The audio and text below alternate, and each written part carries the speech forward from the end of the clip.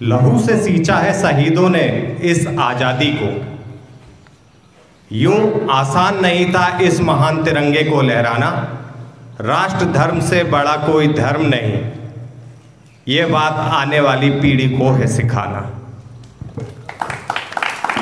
आदरणीय संचालक महोदय जी, प्रधानाचार्य, अभिभावकगण, मेरे सहयोगी एवं सजीव चित्रण के माध्यम से जुड़े हुए सभी विद्यार्थियों, आप सभी को स्वतंत्रता दिवस की बहुत बहुत शुभकामनाएं। आज मैं स्वतंत्रता संग्राम में मध्य प्रदेश का जो योगदान रहा है उसका वर्णन आपके सामने करने जा रहा हूं। 3 जून 1857 को मध्य प्रदेश में सर्वप्रथम नीमच में स्वतंत्रता संग्राम की शुरुआत हुई थी।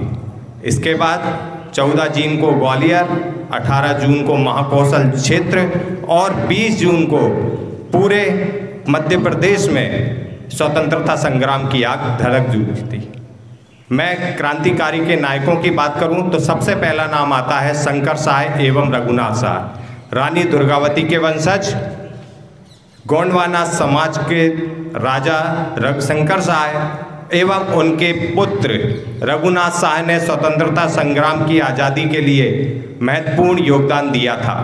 प्रथम युद्ध में ही उन्होंने अंग्रेजों से इस चीज़ का वर्णन कर दिया था कि भारतीय सेना किसी से कम नहीं है। उसके बाद 1 जुलाई 1857 को शहादत खान ने इंदौर के समीप महू छावनी में अंग्रेजों के विरुद्ध स्वतंत्रता संग्राम का बिगुल बजाया था। 16 अगस्त 1831 को जन्मी महारानी अवंतीबाई, जिन्होंने मंडला जिले की रामगढ़ रियासत पर वह उसकी रानी थी और दिसंबर 1857 में अंग्रेजों द्वारा किए गए हमले तक 3 माह तक उनसे कड़ी लड़ाई लड़ी थी। जब उन्हें ऐसा एहसास हुआ कि अब उनके पास सैनिकों की कमी है एवं जब उन्हें यह महसूस हुआ कि वह अंग्रेजों द्वारा पकड़ी जाने वाली हैं, तब उन्होंने अपनी अंगरक्षिका गिरधारी बाई के हाथों से कटार लेकर अपनी जीवन लीला को समाप्त कर दिया था। स्वतंत्रता के संग्राम में प्रथम वीरांगना शहीदों में उनका नाम आता है। उनके बाद द्वितीय स्थान रानी लक्ष्मीबाई का आता है।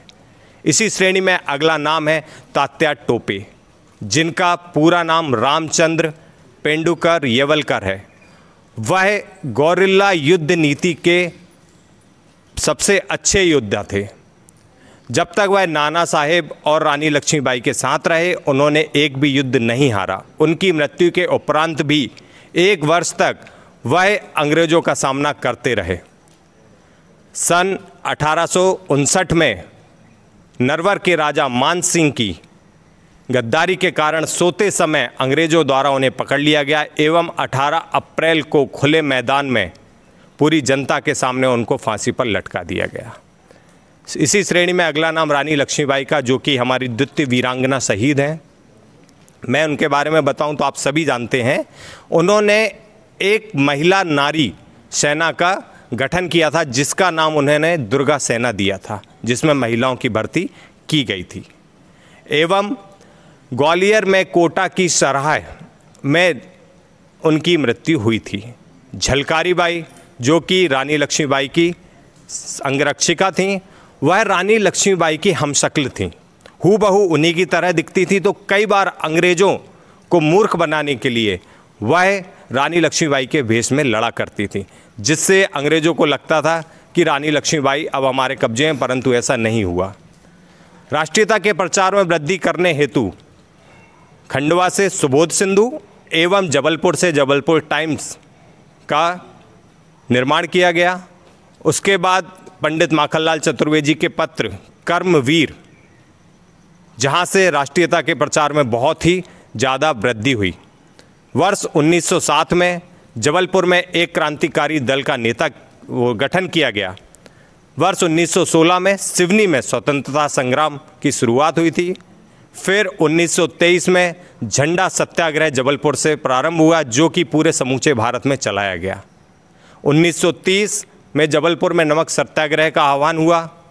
वर्ष 1942 में जबलपुर में मध्य प्रदेश में भारत छोड़ो आंदोलन की शुरुआत हुई है और उसके बाद 1947 में हमें आज़ादी हुई है। और इसी श्रेणी में कई और क्रांतिकारी हैं, जैसे कि टंट्या भील जी। आदिवासियों के देवता उन्हें कहा जाता है। इन्हें इंडियन रॉबिन हुड के नाम से भी जाना जाता है और यह उपाधि उन्हें अंग्रेज़ों द्वारा ही प्रदान की गई थी। तो हम इस देश में हैं जहाँ पे ऐसे वीर सपूतों का जन्म हुआ है। मैं उन सभी सपूतों को नमन करते हुए आप सभी से अनुमति लेता हूँ।